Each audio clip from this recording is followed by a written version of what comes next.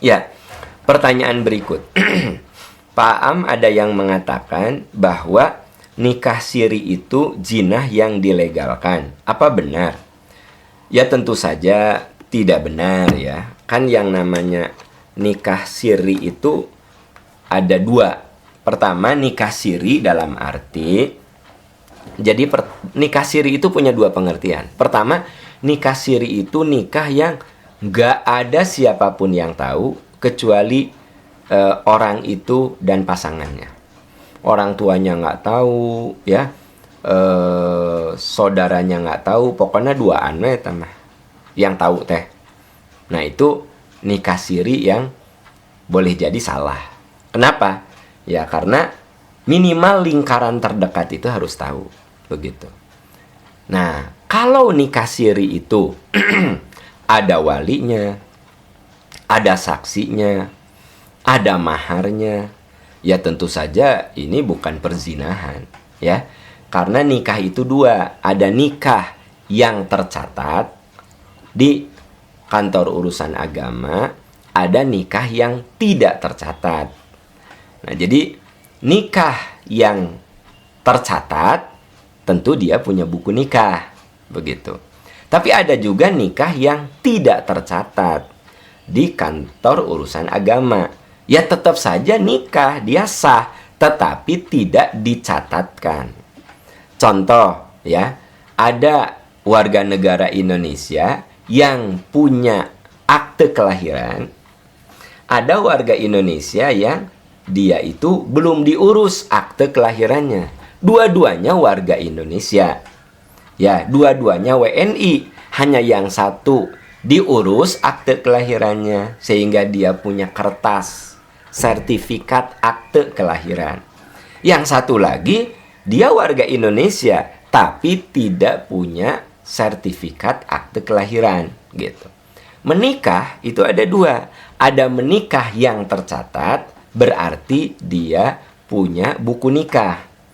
Ada nikah yang tidak tercatat, berarti tidak punya buku nikah. Tapi dua-duanya juga kategori nikah, begitu.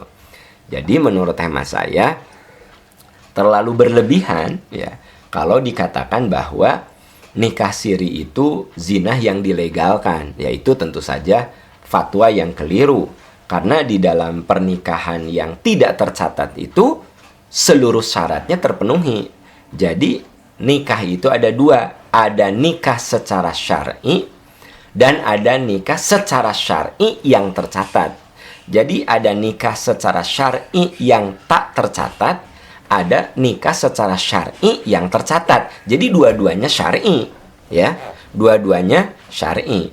Dua-duanya kategori ibadah. Hanya yang satu syar'i tercatat, yang kedua syar'i tidak tercatat, gitu. Mirip seperti orang berhaji.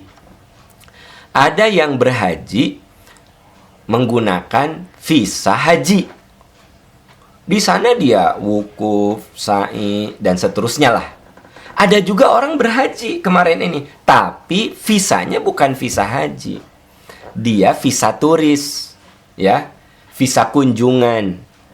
Haji bukan? Ya haji juga selama dia melaksanakan ritual haji di sana.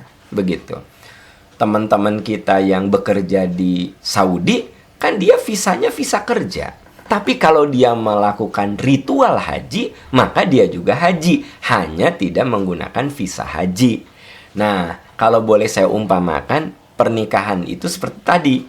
Yang penting dalam pernikahan itu, syarat-syarat pernikahan terpenuhi. Apa syaratnya?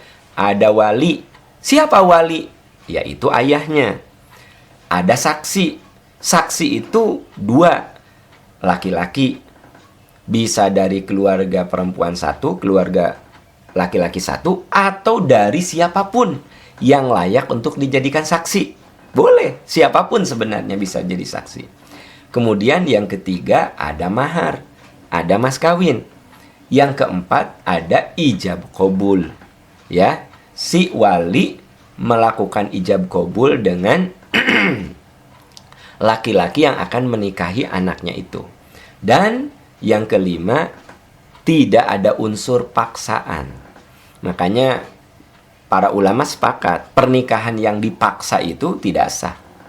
Kalau ada seorang perempuan dipaksa nikah dengan si A, dengan si B, si Z, tidak sah pernikahannya. Karena dipaksa. Pernikahan itu harus suka sama suka. Ridho sama ridho. Begitu. Itu pernikahan. Boro-boro pernikahan yang akan berpuluh-puluh tahun sampai mati. Jual beli saja kudu ridho sama ridho. Apalagi ini pernikahan. Makanya yang penting syarat-syarat pernikahan itu terpenuhi. Begitu. Selama syarat-syarat pernikahan itu terpenuhi, maka tidak bisa dikategorikan sebagai zina. Kalau syarat-syarat pernikahan itu terpenuhi, begitu. Ya. Wallahu a'lam bishawab.